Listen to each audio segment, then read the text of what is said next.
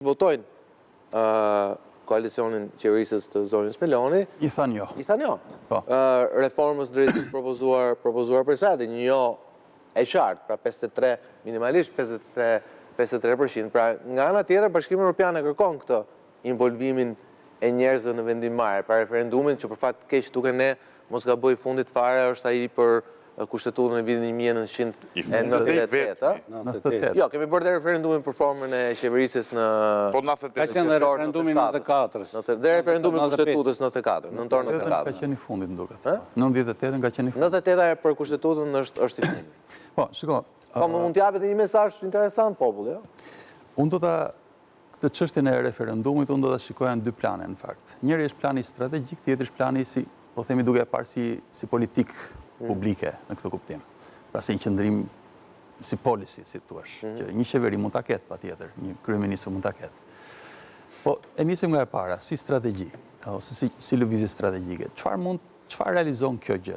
Pra akoma nuk ja dim formën, nuk ja dim, po themi konkretësinë, përmbajtjen e gjitha, por vetë si më thënë, vetë fjala referendum, vetë kjo lëvizje, çfarë do që të përmbajë në një farë sensi?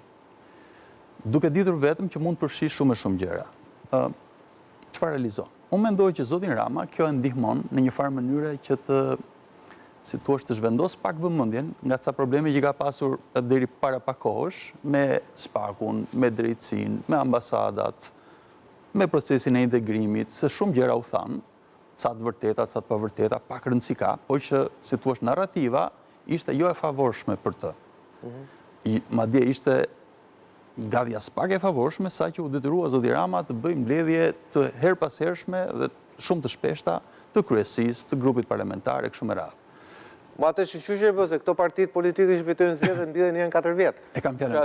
Në rregull. Ato më mirë. Jo, në rregull, por duken pak si shumë të shpeshta. Domethënë nuk është aq shumë shenjë demokracie brendshme, ku diun, pse sa është shenja e domethënë e një lloj varge që ka anuar në ndjesë elektorale dhe duhet balancuar. E një lloj krize.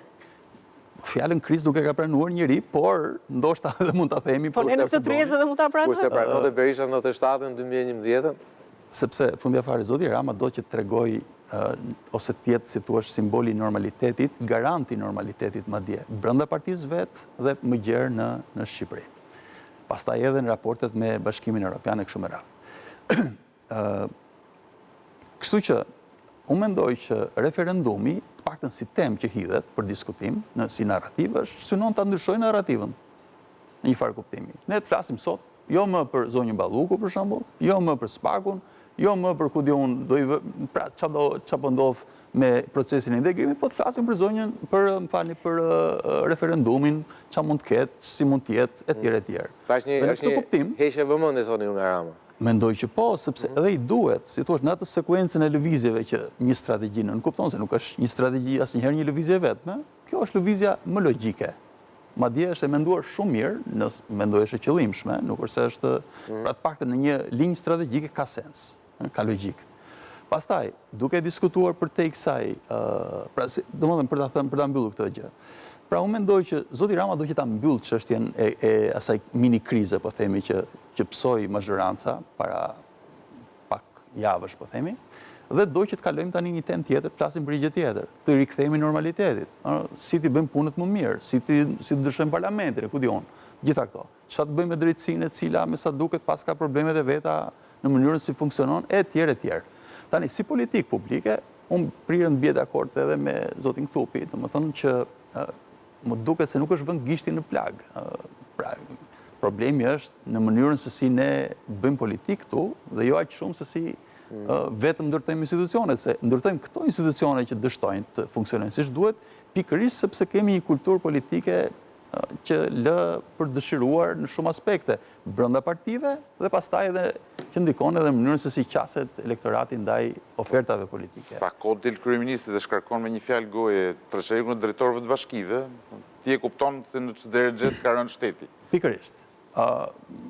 Ose unë shikoj gjëra të çuditshme të tipit telefonin do e kem hapur, ku di nga këto historirash që tregojnë pra personalizim të pushtetit dhe jo institucionalizim të tij edhe që të jemi të gjithë të qetë, qofshim qytetarë thjesht, biznes apo çfarë do qofshim, që do operojnë me institucionet e shtetit.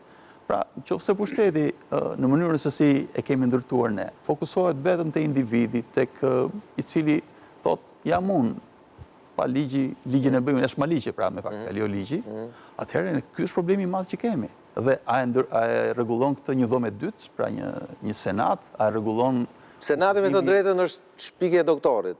Rama thot 99 apo 100. Kufizimi i mandateve në 100 bie fjala. Nuk e di, unë mendoj që për shumë më shumë e rëndësishme është të diskutojmë formën e, po themi, sistem majoritari pastër apo proporcional apo mix, pra kjo duket më relevante në fakt se sa këto numrat